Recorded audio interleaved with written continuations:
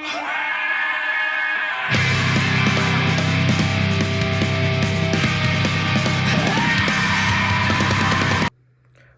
up, Team 7? It's Gatorboy here, back in the vlogs, back with another Bible study. And today's Bible study, I'm going to talk about Moses and Egypt. If you guys know this story, you guys can stay here if y'all want. If y'all don't want to, well, maybe next time I'll do another Bible study. Maybe Bible studies that none of us know already, that none of us know yet. Bible studies that we have not learned about yet, which I have been reading those Bible verses that none of us had read before. But today's topic is going to be Moses in Egypt. So before I start, be sure to subscribe to my channel and click the notification button and comment below what you think about my Bible study. Do you think I am telling the truth or am I lying? Because my biggest fear about being a YouTube prophet is that I could be a false prophet, and I don't want to do false teachings. Because if I'm doing false teachings, then I need to keep training myself to become a true teacher, the one who teaches the truth. So anyway, let's get started. Number 1, who is Moses? Okay, according to Numbers, verse 12 and 3, it says, "Now the man Moses was very meek, more than all people who were on the face of the earth." So this is what the Bible is saying about Moses. Who is he? He is one of the God's chosen, because God chose Moses just like Abraham and every other prophet before Christ. Because back then, during those times, we didn't have Christ yet. Christ came out like later on, after all those prophets. And today we're following Christ. But back then we used to follow prophets like Abraham, Moses, Joseph, I believe so. But in this topic, we're going to talk about Moses and Egypt.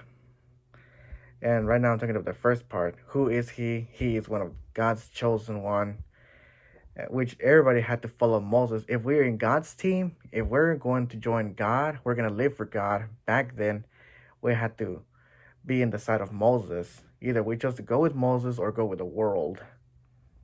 Number 2, just as the same one as number 1, it's Exodus verse 3:14. It says, "God said to Moses, I am who I am. And he said, say this to the people of Israel, I am has sent me to you." Which God sent Moses so that people follow him. And those who put their faith in the Lord, they're on Moses' side. They team up with him. But if they're not, like I say, they went to the others, probably with a Pharaoh or an unbeliever. So I'm going to talk about before Moses went to Egypt. He heard God's voice. So God was going to talk with Moses about setting the people free from Egypt, setting all the Israelites who were trapped in Egypt by the slave, because they were enslaved. The Hebrews were enslaved by a Pharaoh, a very evil Pharaoh, who is, I don't know who was it. Well, either was it King Tut, was it I don't know the name of the Bible doesn't mention the name of the Pharaoh. It just says the Pharaoh. But before Moses was sent to Egypt, God talked to him, letting him know that he should introduce himself to the Pharaoh, that he has came here to set the people free. But if Moses cannot set them free, then Moses will keep trying and trying. But if the Pharaoh keeps refusing to, we already know what happened. God sent plagues. And I'm about to tell y'all. When God sent the plagues, that's when the Pharaoh will change his mind. But I'll talk about that later on. Right now I'm going to talk about before Moses going to Egypt. So before Moses went to Egypt, he talked to God. He saw a bush on fire, because the fire is God. God is like consuming fire. He was talking to Moses about setting the people free, that it's time to set them free, because God feels bad for how they're being treated. He saw that they were being mistreated. They were not treated as the way God wanted to see them being treated like. Because we already know that in some Bible verses talk about slaves, that they must obey their earthly masters, and that the masters should treat their slaves justly and fairly, which that's what the Egyptians did wrong. The Egyptians chose not to listen to God at that moment, because instead they chose to become abusive against the Israelites. So God sent Moses to set them free.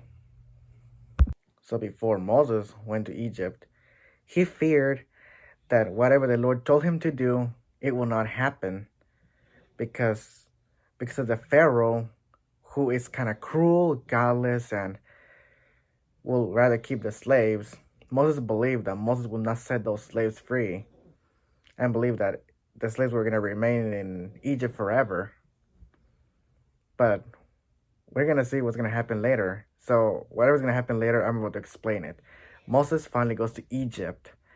And once he's finally in Egypt, he goes to the Pharaoh and communicates with the Pharaoh and tell him to let the people go. Well, this is what happened. The Pharaoh said, "Nope, get out of here. Get them out of here." And well, Moses and his brother left.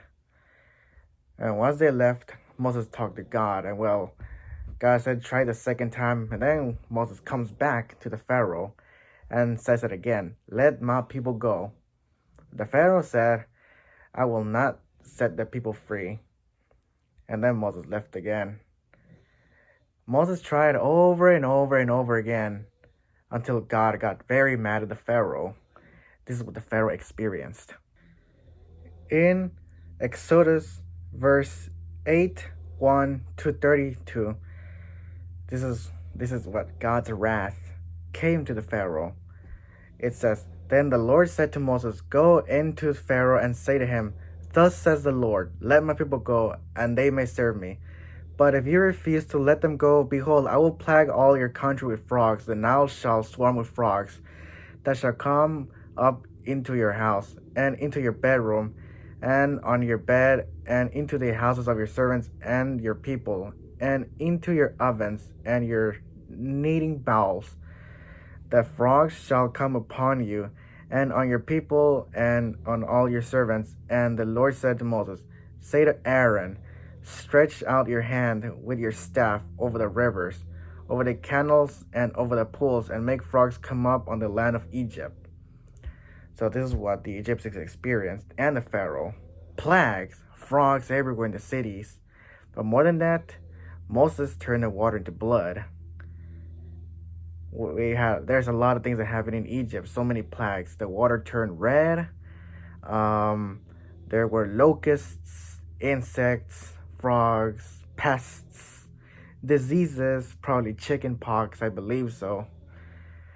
Cow diseases, and even the firstborn passed away.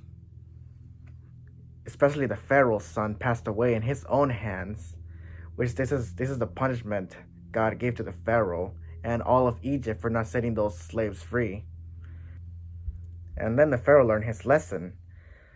So then he set the slaves free and told Moses to take them all of them. And then Moses took the slaves with him, and now they were freed. They were now free men. But guess what? There's so many Israelites that accompanied him. So many of them in the back of Moses when he was walking, taking them to the ocean, because of course they were gonna go, but there was no boat. Until then, meanwhile in Egypt, the Pharaoh changed his mind to have him bring the slaves back to Egypt and go back to the slavery. So then the Pharaoh asked his soldiers to go find the Israelites. So they were following them everywhere. They found that, like, the footprints or everything, or maybe some objects that they dropped accidentally. The Egyptian soldiers were looking and searching for the Israelites. So then, when Moses heard about the Egyptian Pharaoh coming back to him and the Israelites, this is what Moses did. All of us know this. He opened the ocean. Like, the ocean split it the ocean split it like gates, and then Moses and his people walked through there. Meanwhile, at the back, the Egyptian soldiers were coming on their way to get them. But once all of the Israelites, no Israelite left behind, then Moses shut the ocean, and the Egyptians drowned.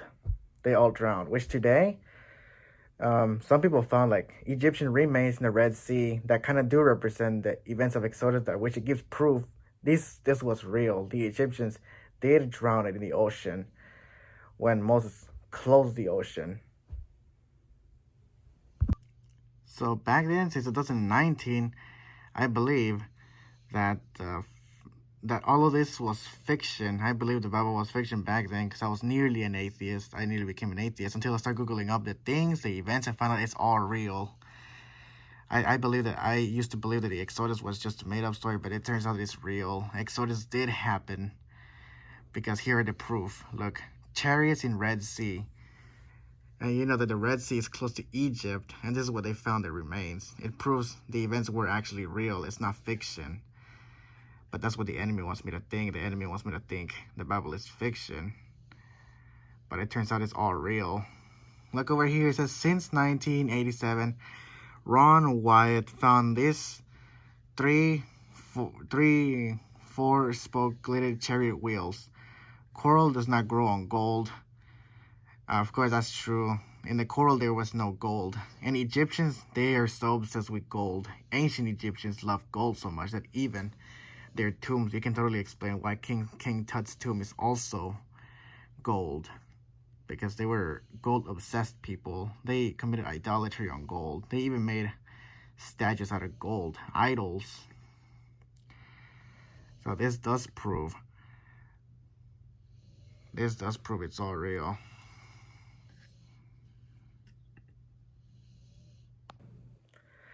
But wait, the story of Moses in Egypt is not over yet. It's not just about the escape, it's also about thanking God for the escape. So once the Israelis wake up in the morning, since the night it was raining bread, all of the Israelis woke up and saw bread everywhere. Because this is what God fed. This is what God did. He tried to feed the Israelites in the morning. So they all woke up, saw bread, and they were glorifying God, thanking Him because He set them free from Egypt. And this is an award God gave to them because they actually escaped. But also, according to Exodus 20, verse 21 to 17, it says, and God spoke all these words, saying, I am the Lord your God, who brought you out of the land of Egypt, out of the house of slavery. You shall have no other gods before me. You shall not make yourself a carved image or any likeness of anything that is in heaven above, or that it is in the earth beneath, or that is in the water under the earth. You shall not bow down to them or serve them. For I am the Lord your God. I am jealous God, visiting the iniquity of the fathers on the children to the third and the fourth generation of those who hate me. So this talks about idolatry, which that is something the Israelites did later on, just after being set free. But before this, Moses was going to climb up a mountain to talk to God. So he commanded his brother to take care of them. His brother tried his best. His brother tried his best to take care of the Israelites, that the Israelites don't do something stupid. But the Israelites chose to disobey his brother just because he's not Moses. They were like fighting against each other, taking away food from each other, taking stuff away from each other. They hated each other. They beat up each other. They got in fights.